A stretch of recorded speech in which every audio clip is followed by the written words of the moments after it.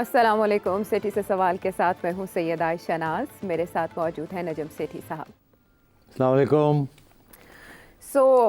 Ice breaking की थोड़ी उम्मीद की जा रही है और ऐसे लग रहा है जैसे रास्ता नेशनल डायलॉग का सुप्रीम कोर्ट से होकर निकलेगा। उसकी वजह ये बनी, जैसे इंट्रो में भी हमने देखा, कि सुप्रीम कोर्ट ने नैब तरामीम केस में हुकूमती अपीलों पर फैसला महफूज कर लिया है। नैब तरामीम क्या थी वो तो कहीं पीछे बात रह गई। जो बात गूंज रही है इस वक्त मुल्क में वो है कि डायलॉग होना चाहिए, और ये सजेशन दे रहे हैं जज साहिबान इमरान खान साहब को। इमरान खान साहब की पिछली पेशी पर लाइव ब्रॉडकास्ट की इजाज़त नहीं मिल सकी थी सुप्रीम कोर्ट की तरफ से। उसकी रीज़न ये दी गई कि सियासी बातें नहीं होनी चाहिए इस तरह से ब्रॉडकास्ट। लेकिन आज जब वो लाइव थे मौजूद सुप्रीम कोर्ट में समाअत के दौरान, तो जो उनकी बातचीत हुई, मैं चाहती हूँ उससे मैं कनेक्ट करूँ अपना सवाल, कि उन्होंने ये बताया कि भाई नैब का चेयरमैन कैसे अपॉइंट होता रहा माजी में। थर्ड अंपायर किया करता था क्योंकि हुकूमत और अपोजिशन राज़ी नहीं होती थी। फिर उसके बाद जब थर्ड अंपायर अपॉइंट करता तो थर्ड अंपायर ही नैब को देखता था उनके दौर में भी। जब उन्होंने ऐसे हेल्पलेसनेस शो की तो इस पर जस्टिस जमाल मंदोखेल ने कहा कि जो बातें आप कर रहे हैं मुल्की हालात के हवाले से, मामलात के हवाले से, वो खौफजदा कर रही हैं। अगर हालात इतने ख़तरनाक हैं तो आप साथी सियासतदानों के साथ बैठ कर हल करें। जब आग लगी हो तो ये नहीं देखते कि पाकी ना पाकी क्या है, आप पहले आग बुझाते हैं। इमरान खान साहब ने इस मौके पे कहा कि मेरी आखिरी उम्मीद सुप्रीम कोर्ट से है। उस पर अतर मिनल्ला ने कहा बदकिस्मती से आप जेल में हैं, आपसे लोगों की उम्मीदें। अच्छा, जमाल मंदोखेल साहब ने इस पर कहा कि हम आपकी तरफ देख रहे हैं, आप हमारी तरफ देख रहे हैं, लेकिन अगर मुल्क को कुछ हुआ तो अदलिया नहीं सियासतदान जिम्मेदार होंगे। इस पर जो ज़्यादा बड़ी बात जिसको वेटेज देना बनता है वो चीफ जस्टिस साहब के ये रिमार्क्स थे कि डायलॉग से कई चीज़ों का हल निकलता है। इससे पहले तो चीफ जस्टिस साहब ये समझते थे कि सियासी बात नहीं करनी चाहिए इस केस के दौरान, लेकिन उन्होंने ये बात की। तो मैं आपसे ये जानना चाहती हूँ कि आपने इमूवेबल इररेजिस्टिबल फोर्स के कोलिजन की बात की थी और वो बात अब साबित होती दिखाई दे रही है। इससे पहले कोई सानहा हो जाए, सुप्रीम कोर्ट की तरफ से ये सजेशन आना, ये रास्ता दिखाना, इमरान खान साहब इस रास्ते पर चलेंगे? नहीं चलेंगे। हमें ये सिखाया गया था कि जस्टिस इज़ ब्लाइंड। इसीलिए आपने देखा कि जब वो स्केल्स के अंदर जो खातून जो है वो स्केल्स को पकड़े हुए उसके ऊपर आंखों के ऊपर तराजू पकड़े, हाँ जी, आंखों पे पट्टी होती है, कानून यहाँ ऐसे लगता है कि पट्टी उठा ली गई है, या एक आंख से ऊपर है, या एक आंख से ऊपर है, और उस आंख से जो नज़र आ रहा है वो एक पॉपुलर लीडर और एक पॉपुलर पार्टी नज़र आ रही है। इसलिए फैसले उस पॉपुलर लीडर और उस पार्टी के हक में जा रहे हैं। ये बात सबको इस मुल्क में नज़र आ रही है। ख़ुसूसन पीटीआई तो बहुत खुश है कि ये बात हो रही है जी। और इसी वजह से जो हुकूमत है वो बहुत खौफज़दा है। और जो ये इशारा किया है कि आप जेल में हैं, तो जेल में बैठ के कैसे होता है, बाहर आए आप, और रास्ता ये दिखाया जा रहा है कि आप पार्लियामेंट में जाके बात करें और बाहर आएँ, यही है ना। मगर ये भी उनको इल्म है कि जो मैं हमेशा कहता हूँ, irresistible force meeting immovable object. Khan sahab is the irresistible force. Immovable object जो है दैट इज़ द इस्टेब्लिशमेंट। और ये ना हो कि फिर एक ऐसी स्टेज आए कि खान साहब जो है सारे केसेस उनके हक में जाए। और देखिए, बात यह है कि खान साहब ने एक दफ़ा नहीं 10 दफ़ा ये कहा है कि मैं किसी सूरत में भी पार्लियामेंट के अंदर बैठ के कोई डील नहीं करना चाहता। वो तो पार्लियामेंट को तस्लीम ही नहीं करते। काफ़ी अरसे से उनका यही मौक़िफ़ रहा है कि ये चोरों की पार्लियामेंट है, मुझे तो इसमें बैठना नहीं शौक। और वो वन पार्टी सिस्टम बनाना चाह रहे हैं, और उस वन पार्टी सिस्टम के ऊपर उनका ये फ़ैसला है कि ये सारे बाकी करप्ट है, इसलिए इनको अब कोई ज़रूरत नहीं पार्लियामेंट्री डेमोक्रेसी की, मुझे वन पार्टी सिस्टम चाहिए और I want to be the ruler. तो मैं समझता हूँ कि this is where it is headed. तो मेरा जो पहला मौक़िफ़ था और जो तज्ज़िया है वो बरकरार है कि हम एक ऐसी गली में जा रहे हैं जहाँ से अब सारी दीवारें जो हैं वो क्लोज इन होती जा रही हैं और आगे की जो रास्ते दरवाजे बंद होते जा रहे हैं। वो फिर जब बंद हो जाएंगे तो फिर एक ही तरीका होता है to blast your way out of it, और कोई रास्ता नहीं होता पीसफुल तरीका।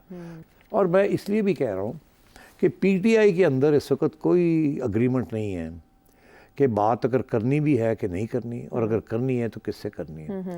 खान साहब तो कहते हैं बात करने की क्या ज़रूरत है, मैं इनोसेंट हूँ, आपने ज़्यादती की, आप रास्ते में से हटे, अच्छा, मुझे वापस मेरी कुर्सी पे लेके आए और फिर देखते हैं क्या होता है, उसके बाद देखेंगे।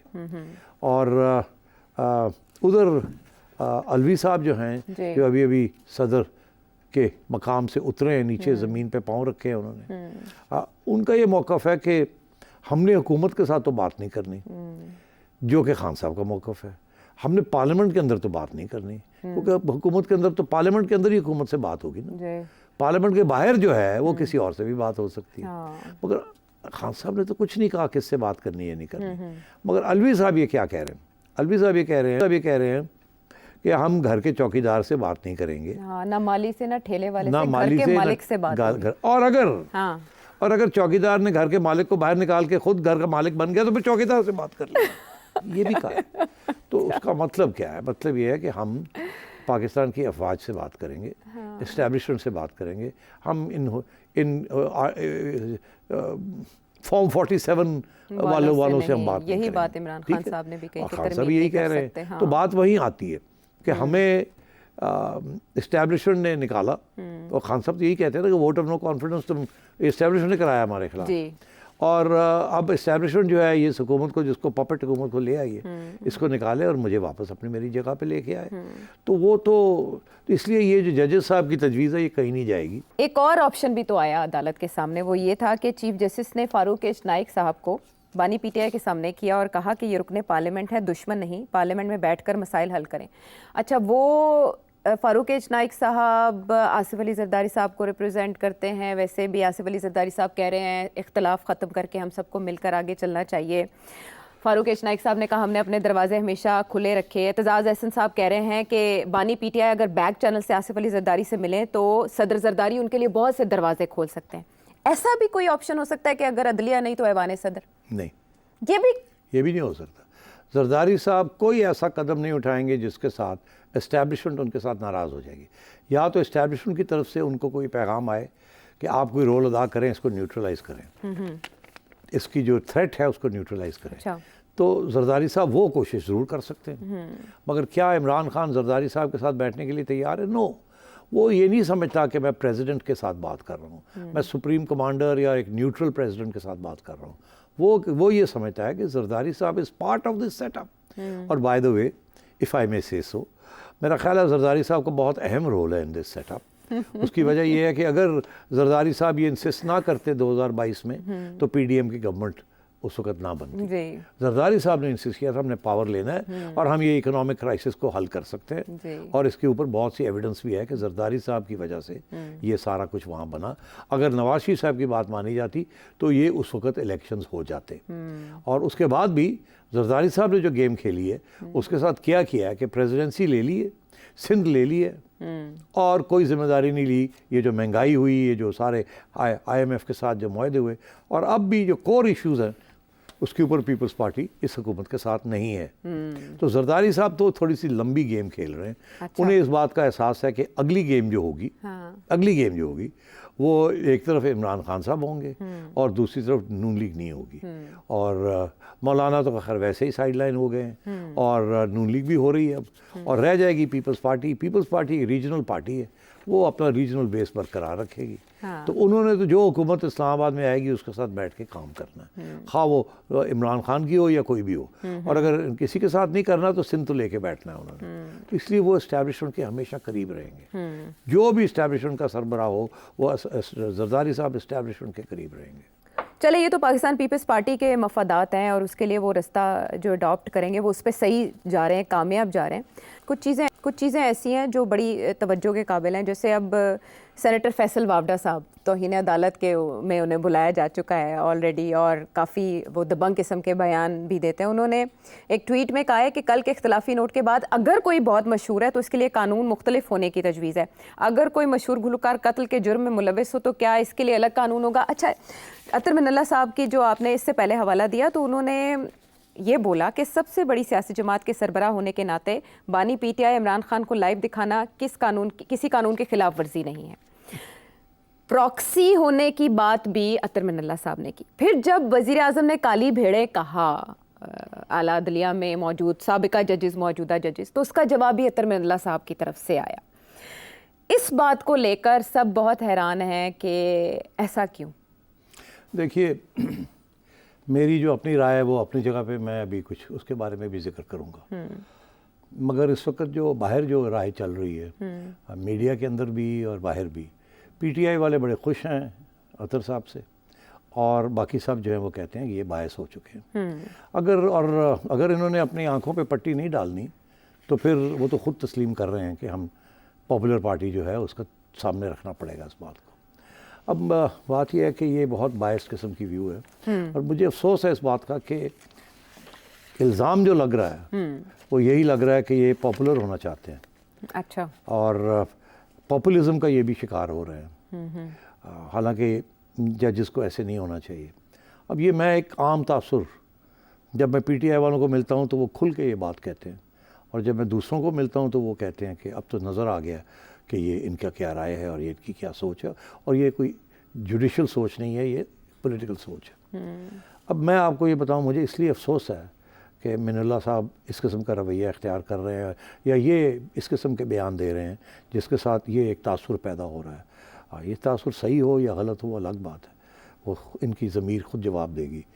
मगर बात यह है कि मुझे एक केस याद है जहाँ मैं बहुत लेट डाउन फील किया था। नवाज शरीफ साहब कन्विक्टेड थे और आउट ऑफ द कंट्री थे। इनके ऊपर पाबंदी लगा दी अदालतों ने और पैमरा ने कि ये इनके बयान नहीं छपेंगे, ये टीवी पे नहीं आएंगे और मौक़िफ़ ये लिया कि ये कॉन्विक्ट है। मैंने उस वक़्त एक बड़े अहम वकील हैं उनसे रब्ता किया और मैंने उनसे कहा कि ये केस टेक अप करें बिकॉज ये it infringes my right as a journalist on the freedom of speech. इसका ताल्लुक कन्विक्शन से नहीं है, इसका ताल्लुक मेरी फंडामेंटल राइट से है कि I can talk about him on any screen और एनी वेयर आई लाइक। तो उन्होंने मेरे साथ इत्तेफाक किया और उन्होंने कहा ठीक है आप पिटिशनर बन जाएं मगर कोई साथ और भी साथी ले लें ताकि केस जो है वो काफ़ी सारे लोग हो जाएं उसके अंदर। तो मैंने कहा ठीक है। मैंने जो सीनियर सहाफ़ी हैं इस मुल्क के उनसे रब्ता किया जिसमें आसमा शराजी साहिबा भी थी और हामिद मीर साहब भी थे और लोग भी थे। तो मेरे साथ सब ने इत्तेफाक किया कि ठीक है ये हम पिटिशनर आपके साथ बनते हैं और इसको चैलेंज करते हैं। ठीक है, बिकॉज उसी वक्त सिर्फ एक ही शख्स के ऊपर ये पाबंदी थी जी। तो हमने फिर इस वकील को कहा कि आप केस टेक अप करें। उन्होंने एक और अच्छी तजवीज़ दी। उन्होंने कहा ये बड़े अच्छे सीनियर जर्नलिस्ट ले लिए आपने, बड़ा अच्छा किया। अच्छा। मगर आप ऐसे करें कि कोई एक ऑर्गेनाइजेशन भी साथ ले लें। अच्छा। तो फिर हमने रब्ता किया HRCP से और Pakistan federal union of journalist से और उन्होंने भी इत्तेफाक किया। उन्होंने कहा हमें भी पिटिशनर बना दें। तो एक अच्छी खासी तगड़ी पिटिशन बनी विद ऑल ऑफ अस। अच्छा। जिसकी शुरू मैंने की थी। आई वॉज ओरिजिनल पिटिशनर, बाकी लोग साथ ज्वाइन किया। सबको, कुछ लोगों को मैंने कन्विंस किया, कुछ लोगों को जिनको मैंने कन्विंस किया उन्होंने कन्विंस किया। तो जनाब हमने पिटिशन बनाई और उससे पहले कि वो पिटिशन लॉज हो गई फॉर हियरिंग और लॉज हो गई हियरिंग बिफोर अतर मिनुल्लाह साहब। अच्छा। उसके बाद क्या हुआ कि कुछ PTI की तरफ से पुशबैक आया। मैं जी ये तो सारे नवाजू जर्नलिस्ट हैं, ये तो नवाज शरीफ चोर के हामी हैं and so on and so fourth. अब HRCP और PFUJ और बहुत से लोग होंगे, उसमें 2-3 लोग जो कि सिंपैथेटिक थे मगर हम मोस्टली इंडिपेंडेंट जर्नलिस्ट थे। तो जब पुशबैक आई तो उसमें बदकिस्मती से 3 जर्नलिस्ट इस लिस्ट में से उनके ऊपर जब प्रेशर आया तो वो unfortunately tragically in my view वो पीछे हट गए। उन्होंने बयान दे दिया कि हम इस पिटिशन से पीछे हटना चाहते हैं, हम अपना नाम रिमूव करना चाहते हैं। और ये एक्सक्यूज़ किया, हमें तो पता ही नहीं था कि ये तो नवाज शरीफ स्पेसिफिक है। अच्छा। और इसलिए हम तो नहीं चाहते कि हम किसी पार्टी की पिटिशन के हामी में। हालांकि पिटिशन बड़ी वाज़ेह थी कि ये होना नहीं चाहिए, इस किस्म की पाबंदी किसी के ऊपर नहीं लगनी चाहिए, खा वो कॉन्विक्ट हो या नहीं। ठीक। अब वो सिर्फ क्योंकि एक नवाज शरीफ ही था तो इसलिए उन्होंने फिर, हालांकि पिटिशन के अंदर नवाज शरीफ का नाम नहीं था।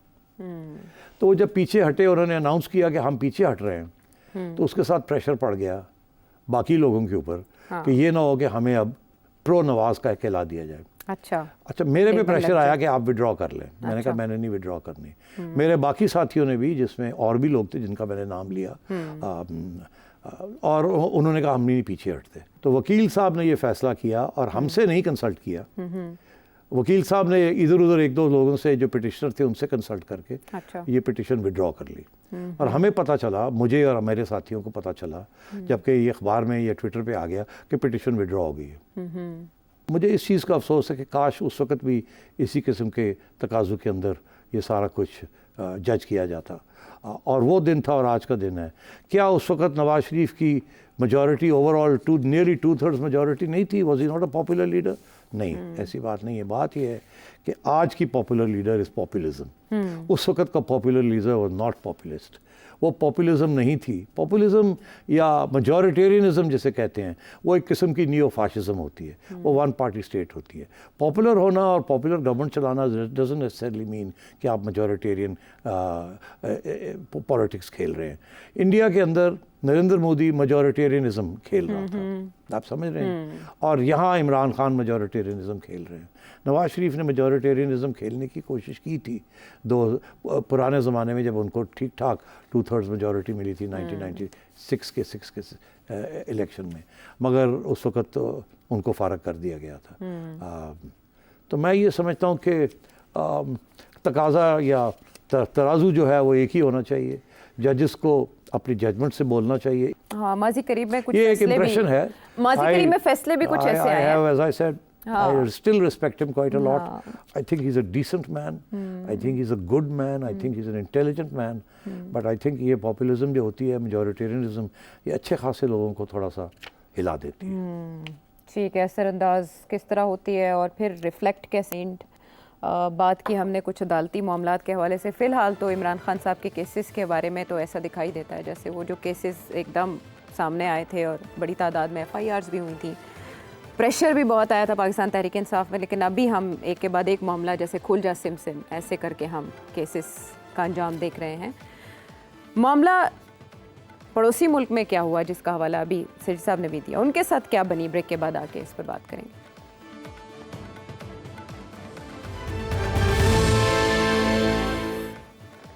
शो में एक बार फिर खुशामदीद। इंडियन इलेक्शंस का जब आगाज़ हुआ तो सेठी साहब से ही हमने इस मामले में तज्जिया लिया, क्योंकि नरेंद्र मोदी जा रहे थे बहुत तेज़ी से और वो कह रहे थे अब की बार 400 पार। ऐसे जायजे सामने आ रहे थे, सर्वेज आ रहे थे जो बता रहे थे कि मोदी जी जा रहे हैं लैंडस्लाइड बर्तरी लेने, 2/3 मेजॉरिटी लेने। लेकिन फिर एकदम सारे अरमानों का पहाड़ हुआ पाश पाश और नरेंद्र मोदी आ गए हैं ज़मीन पर। क्योंकि इससे पहले के जो दो इंतखाबात हैं जिसमें उन्होंने बड़ी अच्छी खासी अक्सरियत अपनी शो की थी, पहले से भी पीछे रह गए। जानना आपसे यह है कि एग्जिट पोल के नताइज भी नाकाम साबित हुए, गलत साबित हुए, सारे अंदाजे कैसे? आयशा, पहली बात तो यह है, जहाँ तक ये एग्जिट पोल्स हैं, जब ये छप रहे थे तो उस वक़्त मीडिया के अंदर बातें शुरू हो गई थी कि ये बड़े बायस्ड हैं। अच्छा, और उनका बायस बड़ा क्लियर था। असली बात ये थी कि जो लोग जवाब देने से इनकार कर रहे थे उनकी अहमियत नहीं पहचानी गई कि वो क्यों इनकार कर रहे हैं, और जो लोग जवाब दे रहे थे वो ज़्यादातर वही थे जो मोदी के सपोर्टर्स थे, जिन्होंने मोदी के लिए वोट डाला था। हाँ। जिन्होंने नहीं डाला था वो आगे से चुप करके चले जाते थे, did not commit themselves. Actually उनकी वजह ये थी, इन्होंने सोचा कि वो जेन्युइनली उन्होंने उनको एंटी मोदी नहीं है। दरअसल उनमें से बहुत से लोगों ने मोदी के ख़िलाफ़ वोट डाला था। अच्छा। मगर बताना नहीं चाहते थे, डरते थे कि ये अगर हम हाईलाइट हो गए या पिन पॉइंट हो गए, कल को वो जीत गया तो हमें फिर हमारे ऊपर कोई तशद्दुद ना हो, कोई प्रोसिक्यूशन ना हो एंड सो ऑन। इंतकामी कार्रवाई, स्पेशली इंतकामी कार्रवाई, specially Muslim voters, Dalits and other backward classes के जो लोग थे। तो मैं ये समझता हूँ एक तो रीज़न ये था कि एग्जिट पोल्स बायस थे, प्रो मोदी थे टू बिगिन विद, और जो साइडलाइन मीडिया है ना, जो ऑन द पेरिफेरी मीडिया था, जो एक्चुअली इंडिपेंडेंट मीडिया है, मेन स्ट्रीम मीडिया इंडिया का बड़े सेठों के हाथ में है जो कि मोदी के सपोर्टर्स हैं। यहाँ भी bye the way main stream media जो है वो हमेशा इस्टेब्लिशमेंट के साथ होता है। वहाँ Modi was the establishment, because वहाँ कोई इस्टेब्लिशमेंट नहीं है, तो Modi was the establishment. Establishment वो होती है जिसके पास रियासत के सारे इदारों का कंट्रोल हो, तो मोदी के पास सारे इदारों का कंट्रोल था। इलेक्शन कमीशन मोदी के हक में थी। पहली दफ़ा इंडिया के अंदर इंडिया के इलेक्शन कमीशन के ऊपर उंगलियां उठी हैं और इल्ज़ाम लगे हैं कि ये तो इंडिपेंडेंट इलेक्शन कमीशन नहीं है। और ये अभी नहीं, जब ये बनी थी इलेक्शन कमीशन, जिस तरीके से लोगों को नॉमिनेट किया था, नॉन इंडिपेंडेंट लोगों को नॉमिनेट किया था, उसी वक्त ये इल्ज़ाम लगने शुरू हो गए थे पहली दफ़ा इंडिया की हिस्ट्री में कि ये इंडिपेंडेंट इलेक्शन कमीशन नहीं है। इंडिया के बारे में, इंडियन इलेक्शन कमीशन के बारे में ये कहा जाता था it is one of the most independent election commission in the world. वो दिन था और आज का दिन है। इलेक्शन से पहले ही इल्ज़ाम इंडिपेंडेंट मीडिया के जो थोड़ा सा है ये था कि इलेक्शन कमीशन इंडिपेंडेंट नहीं है, नंबर एक।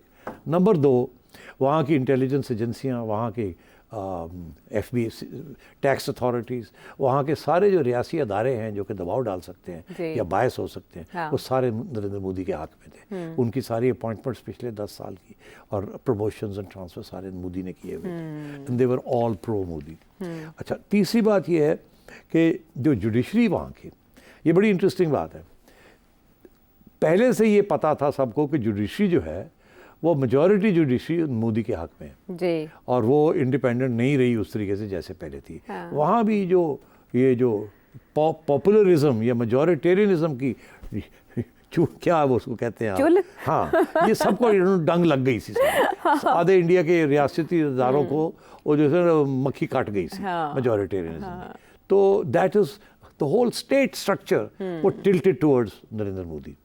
अब जैसे कि सारा state structure except for one institution tilt हो रहा है टुवर्ड्स इमरान खान, वहाँ भी ये हो चुका था। तो इसके बावजूद, अब इंटरेस्टिंग बात ये है कि इसके बावजूद ये गवर्नमेंट स्ट्रक्चर, ये judiciary, intelligence agencies, election commission, इसके बावजूद नरेंद्र मोदी जो है has done so badly compare to his earlier record. वो 400 मांग रहा था, तो उसे 240 सीट्स मिली। तो आप सोचिए कहाँ से कहाँ गिर चुका है वो। तो ये बहुत बड़ा डिबैकल है फॉर नरेंद्र मोदी।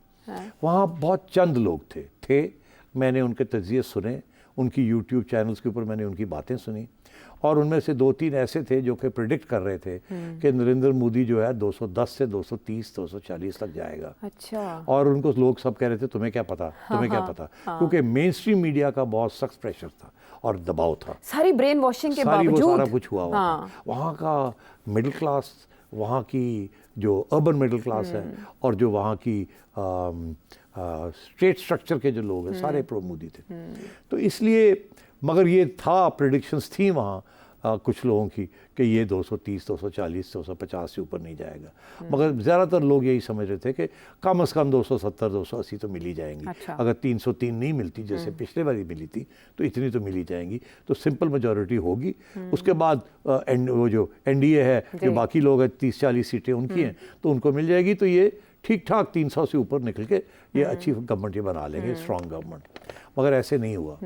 तो अब उसके क्या रीजंस हैं, if you want I can discuss के बाकी अदर रीजंस क्या हैं और कहाँ इसके साथ हुआ। कुछ लोग कहते हैं कि भारत ने नफरत को शिकस्त दी है, सारे भारत की आवाज़ नरेंद्र मोदी के इस फलसफे के खिलाफ है, जो हिंदुत्व बनाना चाह रहे थे वो भारत को। अब जो उनकी इत्तेहादी पार्टीज होंगी TDP और JDU, वो तो मुसलमानों के खिलाफ नहीं है, लेकिन BJP है और एंटी पाकिस्तान भी है। तो ये इत्तेहादी जमातें क्या मोदी सरकार को पीछे पसपाई पे मजबूर कर सकती है नजरिए से? देखिए, ये है जहाँ बात आगे जाने की। हाँ। मगर इस इलेक्शन में हुआ क्या, वो भी तो देख लें। हाँ, उनका फलसफा। हाँ, फलसफा क्या है? पहली बात तो ये है कि जो एंटी मुस्लिम जो आइडियोलॉजी बनाने की कोशिश की थी नरेंद्र मोदी ने, वो अब उसकी जो अहमियत है वो ख़त्म होनी शुरू हो गई है। लोग जो हैं वो, उन्होंने एक इलेक्शन जिता दी इसके ऊपर, दूसरी इलेक्शन जिता दी। अभी भी इसने ये जो एंटी मुस्लिम जो रेटरिक है, जो एंटी मुस्लिम उसने जो प्रोपेगेंडा शुरू किया है, इसने लेटर स्टेजेस इलेक्शन में किया है, जब उसे लग रहा है ऐसे कि अब गड़बड़ होनी शुरू हो गई है, तो इसने फिर इस कार्ड को निकालने की कोशिश की, और ये कार्ड चला नहीं है। ये कार्ड चला नहीं, और ये सबसे इम्पॉर्टेंट फैक्टर ये है कि इसका जो एंटी मुस्लिम कार्ड है वो इस दफ़ा चला नहीं, पहली बात। दूसरी बात ये है कि कुछ लोग ये कहते हैं कि ये एंटी मुस्लिम कार्ड जो है ये इसके चला नहीं, इसके खिलाफ गया है। वो ऐसे कि बाकी जो पार्टीज़ हैं या बाकी जो मेन स्ट्रीम के लोग हैं, उन्होंने भी ये बात पसंद नहीं की कि आप एक ये जो BJP की जो फ़लसफ़ा है, इसको आप इतनी दूर ले जा रहे हैं कि ये तो बिल्कुल आईन ही आप बदल देंगे जाके, और ये तो बड़ी गड़बड़ हो जाएगी। इसलिए मैं समझता हूँ कि ये उसके खिलाफ भी गया, और उसके हक में नहीं, उसके खिलाफ गया। दूसरी बात ये है कि जो वोटर है वो अब तंग आ गया, थक गया था 10-12 साल के बाद। ये जो आइडियोलॉजी की बात की आपने, बहुत हो गया। उसे मईशत से भी प्यार है। अनएम्प्लॉयमेंट इंडिया में, इंडिया की इकोनॉमी ग्रो तो कर रही है, मगर अनएम्प्लॉयमेंट बढ़ रही है वहाँ, बेरोजगारी बढ़ रही है, और सुइसाइड्स बढ़ रही हैं। फार्मर्स के साथ लड़ाई झगड़े हो रहे हैं जो कि फूड ग्रेन बनाते हैं। अलैदगी पसंदों के साथ भी वो तहरीकें भी अपने रूज पे। तो ये भी फैक्टर था कि बहुत से लोग उसके खिलाफ स्पेसिफिक इश्यूज के ऊपर होने शुरू हो गए। अच्छा, तीसरी चीज़ ये है कि साउथ इंडिया, इसकी बड़ी कोशिश थी, इसने बड़ी कोशिश की आखिर में कि साउथ इंडिया को किसी तरीके से ले लिया जाए, मगर तमिलनाडु ने एक सीट भी नहीं दी, केरला ने सिर्फ एक सीट दी और बहुत बड़ी शिकस्त हुई है साउथ इंडिया में, मगर वो प्रिडिक्टेड थी कि साउथ इंडिया इसको कभी वोट नहीं बढ़ेगा। साउथ इंडियंस में मैंने आपसे कहा ना कि वो तो अंग्रेज़ी ज़्यादा बोलते हैं, हिंदी तो बोलते नहीं हैं, और वो ज़्यादा अपनी ज़ुबानें बोलते हैं या वो इंग्लिश बोलते हैं, और हिंदी उनको इतनी नहीं आती है, ना बोलते हैं। तो इसलिए ये हुआ। मगर जो बाकी जो स्टेट्स थी जो कि इसके हक में थी पहले, यूपी हो गया, बिहार हो गया, और बनारस जैसे शहर, इस किस्म की जगह पे भी वहाँ शिकस्त हुई। वहाँ जितनी सीटें पहले ली थी वहाँ कम ली। फिगर्स बड़े इंटरेस्टिंग हैं कि यूपी के अंदर दलित्स और ओबी सीज, अदर शेड्यूल्ड कास्ट्स, वो हट गए इससे। वो पहले उनके जिस पार्टी के साथ होते थे वो पार्टी इनके साथ थी, वो पार्टी हट गई, they didn't support Narendra Modi. और तो वहाँ पहले 64 सीट्स ली थी इन्होंने, इस दफ़ा 36 सीट्स ली। इसी तरीके के साथ वोट बैंक जो था वो शिफ्ट हो गया फ्रॉम एनडीए टू इंडिया। आखिरी बात ये कि बिहार में भी पहले इन्होंने 39 सीट्स ली थी, तो इस दफ़ा 29 मिली, तो बिहार में भी इनको काफ़ी शिकस्त हुई। और आखिरी जगह राजस्थान, जो कि इनका बड़ा गढ़ थी, वहाँ भी 24 सीट्स पहले मिली थी, इस दफ़ा 14 सीट्स मिली। तो जहाँ जहाँ इनकी गढ़ें थी, जहाँ जहाँ इनके स्ट्रॉन्ग होल्ड्स थे, जहाँ इनका हिंदुत्व का कार्ड जो था बहुत स्ट्रॉन्ग था, वहाँ भी एक्चुअली लॉसेस हुए। अगर ये वहाँ लॉस ना होता तो ये जीत जाते। इन्होंने वहाँ हारे हैं जहाँ इनकी आइडियोलॉजी बड़ी स्ट्रॉन्ग थी। इसका मतलब है आइडियोलॉजी का जो फैक्टर है वो इसके खिलाफ किया इस दफ़ा उसी स्टेट्स के अंदर जहाँ पहले उसने इनको जिताया था। और आखिरी बात यह है कि जो आरएसएस है, जो कि सो कॉल्ड पेरेंट ऑर्गेनाइजेशन है, ये बीजेपी ने आरएसएस को बिल्कुल ही भूल गए, उनको डिसलिफ्ट करा दिया। वो भी बड़े नाराज़ थे, वो भी इनके खिलाफ उन्होंने भी कैंपेन करनी शुरू कर दी, क्योंकि नरेंद्र मोदी, आरएसएस ने तो शुरू में सपोर्ट किया था ना कि बीजेपी हमारी पार्टी है, हम मिलिटेंट विंग हैं, वो हमारी पार्लियामेंट्री विंग है। नरेंद्र मोदी ने उनकी छुट्टी करा दी, उन्होंने कहा कि अब ये ना कोई लीडर बन जाए, तो उसने अपनी सारा कुछ ही अपने हाथ में ले लिया, और आरएसएस वाले भी बड़े नाराज़ थे।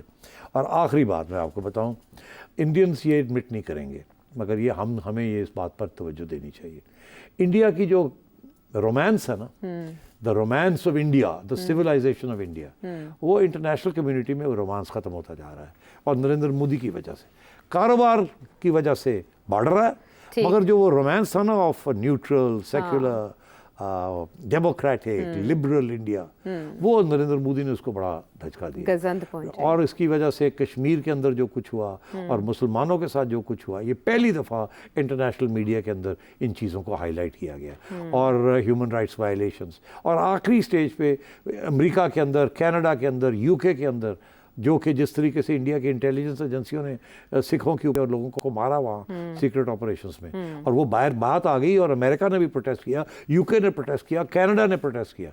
तो आप सोचिए वहाँ के लोग जिनका बहुत रोमांस था विद इंडिया, नेहरूज इंडिया, तो नरेंद्र मोदी ने जब उसको डिस्ट्रॉय किया तो उसने अपने भी एक डिस्ट्रक्शन का एक सीड तो ये इस किस्म की चीज़ थी। ये इंडिया वाले नहीं मानेंगे, मगर इंटरनेशनली इंडिया की जो स्टैंडिंग थी अंडर नरेंद्र मोदी, वो गिरी as a civilization and as a culture and as a democratic country. वो और बात है कि बिग बिजनेस जिसको नरेंद्र मोदी सपोर्ट कर रहा था, वो अभी भी उसको सपोर्ट कर रहे हैं। इसीलिए जाने से पहले, इलेक्शन से पहले, नरेंद्र मोदी ने वोटर को ये कहा कि आप देखिएगा 4 तारीख को स्टॉक एक्सचेंज कहाँ का कहाँ जाएगा। इशारा ये था कि स्टॉक खरीदें, आप खरीदना शुरू करें, आपको बड़े पैसे बनेंगे, क्योंकि मैं जीत रहा हूँ, मेरे जीतने के साथ स्टॉक मार्केट चढ़ेगी, दुनिया सपोर्ट करेगी। और ये इल्ज़ाम अब राहुल गांधी ने उस पर लगाया है कि देखिए आपने तो ये भी पूरे ड्रामा किया और सारी मैनिपुलेट करने की कोशिश की स्टॉक मार्केट को इस तरीके के साथ। तो और उसके ऊपर मैं समझता हूँ इसके ऊपर भी केसेस बनेंगे, अब इसके ऊपर भी पिटिशंस आएंगी कि ये नरेंद्र मोदी ने ये जो किया था ये सही नहीं किया, गलत किया, और स्टॉक मार्केट के साथ नहीं करना चाहिए। चले, और स्टॉक मार्केट अब वैसे नहीं चढ़ेगी, ये मैं आपको बता दूं, अब वो गिरेगी। हाँ, सारे फैक्टर्स आपने आइडेंटिफाई किए, बट राहुल गांधी और उनके जो इंक्लूसिव अलायंस था उसने बड़ा अच्छा परफॉर्म किया, जिस तरह से बाउंस बैक किया। बात यह है कि अब ये कमज़ोर हुकूमत होगी, पहले जैसी मजबूत हुकूमत नहीं होगी, तो क्या पॉलिसीज़ को भी नरेंद्र मोदी साहब जो हैं वो रिवाइज करेंगे, रिव्यू करेंगे? आयशा, लोग कह रहे हैं कि नरेंद्र मोदी अपने स्पॉट्स नहीं चेंज करेगा। स्पॉट्स से मुराद ये, वो कहते हैं ना कि tiger never changes his spots और लेपर्ड नेवर चेंजेस। वो कहते हैं ये जिस किस्म की इसकी पर्सनैलिटी बन गई है ना, अब इसके लिए मुश्किल हो जाएगा अपने आप को एक दूसरी रूह में प्रेजेंट करना, कोलिशन। इसने जिस तरीके से साथ पावर को एक्सरसाइज किया है, रूथलेस और स्वीपिंग असाइड एवरीथिंग, हर रूल हर को बेंड किया, उड़ा के रख दिया। अब उसके लिए ये ऐसे नहीं कर सकेगा। और ये जो 2 अलायंस पार्टनर्स हैं इसके एनडीए के अंदर, खसूसन वो जो है दे आर ऑल्सो वेरी, 2 बातें, एक तो ये कह रहे हैं कि ये एंटी मुस्लिम, एंटी ये सब ख़त्म करो, ये ठीक नहीं है, हमें इंडिया बड़ा प्यारा है। दूसरा ये है कि ये कॉन्स्टिट्यूशन चेंज नहीं हम करने देंगे तुम्हें, अब तो कर भी नहीं सकते। तीसरी चीज़, और ये बड़ी अहम है, वो ये कह रहे हैं कि स्पीकरशिप जो है असेंबली की हमें दें, क्योंकि Narendra Modi used to use the speaker of the assembly. Lok Sabha का जो स्पीकर था ना, वो बोलने नहीं देता था किसी को, निकाल देता था, राहुल गांधी को निकाल दिया था और सुप्रीम कोर्ट से। अब ये कह रहे हैं कि अगर हमने तुम्हारे साथ रहना है तो हमें स्पीकरशिप दो। अगर वो, और नरेंद्र मोदी स्पीकरशिप देने से इनकार करेगा, तो पहला झगड़ा इनका वहीं होगा। और अगर उनको स्पीकरशिप मिल जाती है तो जिस किस्म की पॉलिसीज ये करना चाह रहा है, इतनी स्ट्रॉन्ग ऑपोजिशन, जिसको अब स्पीकर जो है अगर नरेंद्र मोदी का ना हुआ तो वो बिल्कुल उनको इजाज़त देगा और वो हवा करेंगे, बड़ा मुश्किल हो जाएगा इसको गवर्नमेंट चलाना। तो नरेंद्र मोदी जो है ये ज़्यादा देर जिस तरीके से पहले इसने गवर्नमेंट चलाई अब नहीं चला सकता। अब देखना ये है कि क्या वो अपना रूह सारा बदलता है, रुख भी बदलता है, अपने आप को भी बदलता है, क्या एक जमहूरी इंसान बनने की कोशिश करता है। मैं समझता हूँ बड़ा मुश्किल होगा, इसलिए कुछ लोगों का ये तज्जिया है कि ये गवर्नमेंट ज़्यादा देर नहीं चलेगी, और किसी न किसी स्टेज पे लड़ाई झगड़े होंगे, कोलिशन पार्टनर छोड़ेंगे, वोट ऑफ नो कॉन्फिडेंस। जिस दिन वोट ऑफ नो कॉन्फिडेंस आया उस दिन नरेंद्र मोदी उड़ गया। वहाँ भी वोट ऑफ नो कॉन्फिडेंस उस सूरत में आएगा जब राहुल गांधी और उनके साथियों को पता होगा कि हम कामयाब हो सकते हैं। अच्छा चलें, वो आपकी बार 400 पार तो नहीं, आपकी बार नरेंद्र मोदी साहब के लिए आखिरी बार हो जाए। आपने भारत की मिसाल से ये समझा होगा कि वोट की ताकत से कैसे कैसे निज़ाम को शिकस्त दी जा सकती है। बड़ी मिसाल है हमारे सामने भारत के इंतखाबात। वापस आते हैं ब्रेक के बाद।